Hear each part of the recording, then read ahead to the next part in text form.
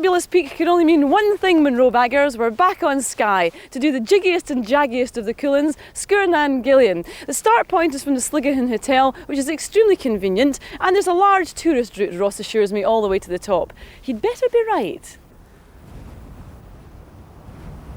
We pronounce it in Skye, Sgurr Nan Gillean. Sgurr has a long U normally, but when you put in the glide vowel between the two consonants after it, it becomes short, Sgurr Nan Gillean.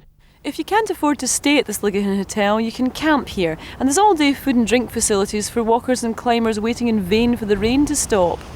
The path literally leaves the front door of the hotel and follows a beautiful burn for the first and easiest part of the route. I'll wager many sticky hikers have plunged their sweaty bodies into one of these clear blue pools at the end of a hot day. I wonder if it affects the hotel's water supply. Well, this is the so-called tourist route that leads you up from Sgurr, and it's very pleasant today, but beware, because when it's wet and boggy it can be a hell, because this is the domain of the midgie, and even worse than that, the pit bull terrier of the insect world, the clegg. You can tell a clegg's going to be horrible by its name. Clegg, it's bound to bite you. In fact, one of the very first tourists to come to Skye and write about it, Dr. Samuel Johnson, a man who'd never get tired of slapping, didn't much like this terrain either. In fact, he said of it, "A walk upon ploughed fields in England is a dance upon carpets compared to the toilsome drudgery of Skye. If you don't like it, stay in England, mate." And it's here the path splits. To continue up the path without crossing the bridge would take you up into dramatic Corrie Bastar. Our route towards the ridge, despite Dr. Johnson's grouchy misgivings, is an almost flat walk in, but with great views back towards Loch Sligahan.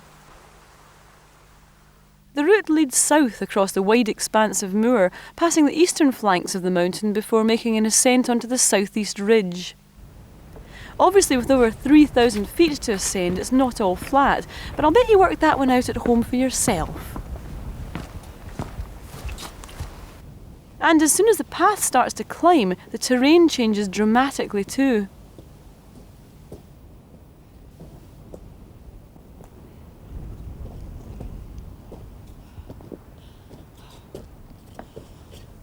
Well, when you leave the flat path across the moor there and get up here, there's absolutely no mistaking where you are, unless you mistake it for the planet Squelb in an early edition of Doctor Who. Yes, this says Cuillin all over it. Savage, rocky landscape, quite unlike anything else in the rest of the British Isles.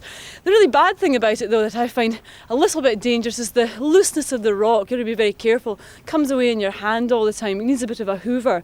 And this is a ridge we're about to attain, which you can't actually see from Sligahan. Very exciting.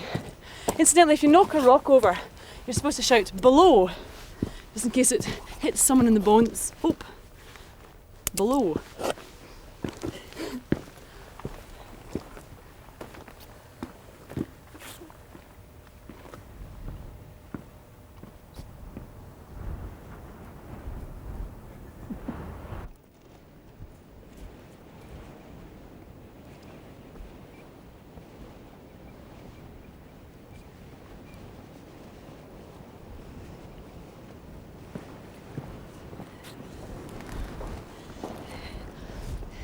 Well, what a delight to skip up here and finally attain the ridge here, the southeast ridge that leads up to the summit. It's been very quick and easy so far, but then we are, as Ross assures us, on the tourist route.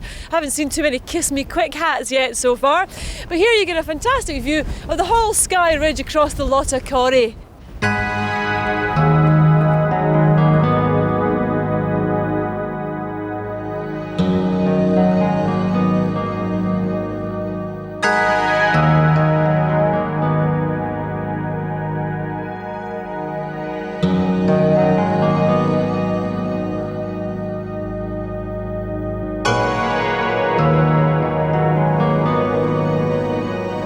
The ridge starts off simply enough, apart from the difficulty of finding a route around and over the large boulders, but gradually things start to get a little trickier.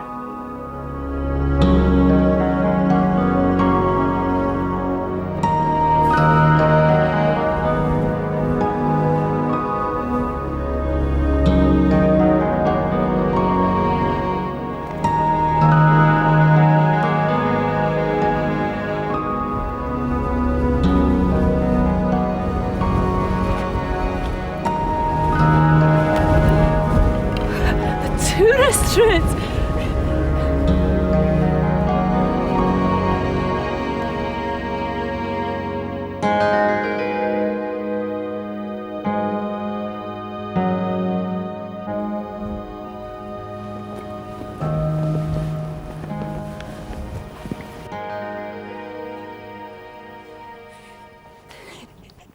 Supposed to be an easy scramble. Can you imagine how awful this would be if it was wet and slimy? I'm frightened. I'll tell you the worst thing. The worst thing is you break your fingernails.